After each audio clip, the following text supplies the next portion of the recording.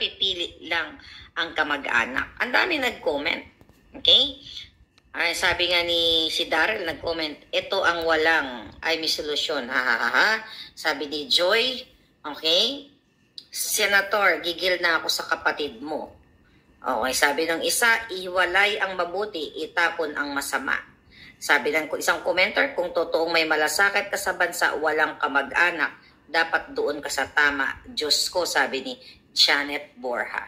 Okay, here's my maganda yung comment ni Janet Borja. Totoo yun.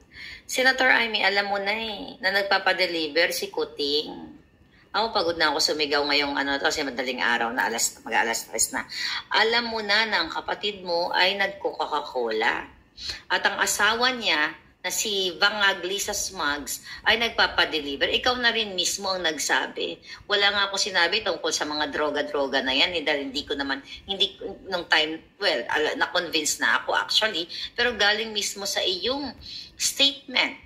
Nung sinabi ko na pwede bang may mula ba tayong magawang paraan sa ginagawa ni Lam, ni Lisa Ahas magnanakaw. Yan yung Lam. Lisa Ahas mangangamkam. Lisa Ahas manggagancho, mambubudol. Kaya ang sabi mo, di ba kasi takot na takot ako noon. Kasi gustong ilabas ni Pebbles, Talakera, Pebbles Kunanan, ang mga kahayupan ni Lisa. Gusto ko pang pagtakpan. Ayokong mag-fail si Kuting noon, Senator Amy. Alam mo yan. At alam mo rin na yung kapatid mo ay nag-Coca-Cola. At ang kanyang asawa ay nagpupulburon. Ikaw na rin mismo nagsabi. Pwede ba diretso mo to sa taong bayan? Damay ka dito. I'm telling you. Hindi ito sapat na sabihin mo kung napipili lang kamag-anak. Sino to? Si Martin Tambaloslos? Hindi kami, ang tao ngayon, hindi na po pwedeng, wow, bibilib kami kay Senator Amy. Bibilib kaming lahat sa'yo at mahihiwalay ka sa kapatid mo, kay Kuting, kay Tambaloslos.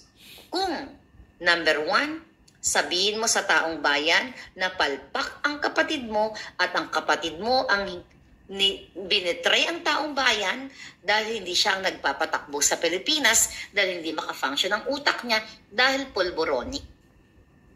Bibilib kami sa'yo at maaaring iboto ka sa susunod na halalan kung sasabihin mo sa taong bayan, okay, at mag-initiate ka ng investigation laban sa iyong kapatid at kay Lisa Ahas Smugs na nakipagsabwatan sa Smartmatic based dun sa signed affidavit ni Attorney Glenn Chong na nandyan sa COMELEC. Dahil, Senator Amy, ulitin ko, ikaw ang chairperson ng Committee on Electoral Reforms. Maniniwala kami sa'yo. Pero hindi ito enough. Maganda na ito kung tutuusin yung mga statement mo kung napipili lang ang kamag-anak. Be specific, sinong kamag-anak? Diba? Para kung si Tambaloslos yan, ilagay mo yung pangalan. Kung yung kapatid mong Judas, Estas, diba? Ilagay mo rin ang pangalan. Kung si Sandro Marcos na sinasabi mo, diba? So young yet so corrupt. Sino dito sa kamag-anak mo? Ang dami mong kamag-anak. Nadadamay ang mga kamag-anak mong may Ako naniniwala ako na may mga kamag-anak ka pang matitino. Okay? Maybe sa Marcos Edralin side. At pwede rin sa Marcos o Romualdez kasi maaaring hindi naman 100% na Romualdez ay demonyo. At hindi naman 100% na Marcos ay demonyo. Kasi kahit naman tayo, kahit may mga kamag-anak tayong mga jejemon, di ba? Pero hindi ibig sabihin, yun ang magde-define sa atin bilang tao.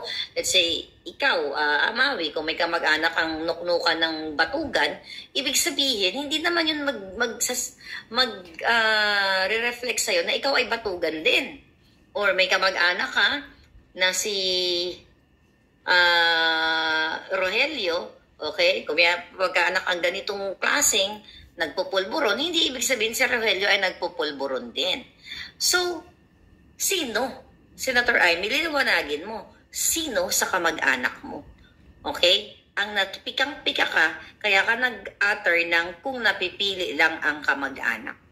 Kasi ako may moment din ako niyan eh. Kung kung pwede ka lang pumili ng kamag-anak, doon na ako sa mga almost 100% perfect. Pero wala namang ganon.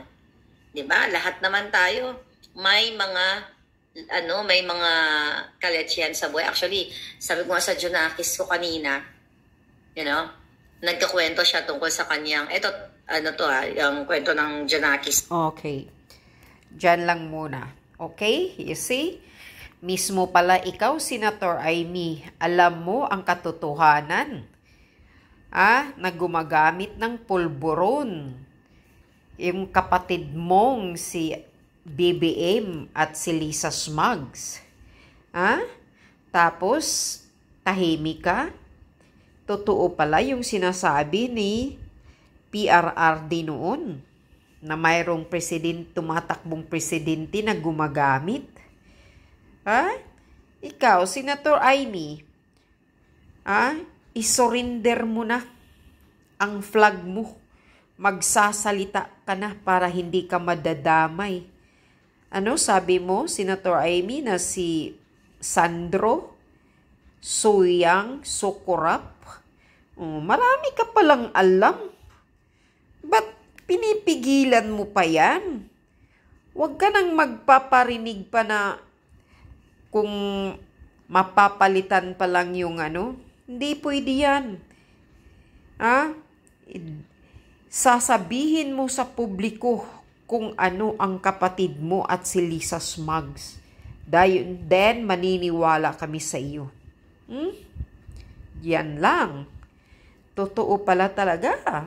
Positibo kasi mismo galing sa bunganga mo, Senator Amy, na gumagamit ng pulburon ang kapatid mong Kuting at si Lisa Smugs. Grabe, Dapat talaga ito i-impeach na itong si Kuting. Dahil bawal naman yan. Basta isa kang presidente. Only in the Philippines lang talaga ang mga ganitong pangyayari. Walang silbi.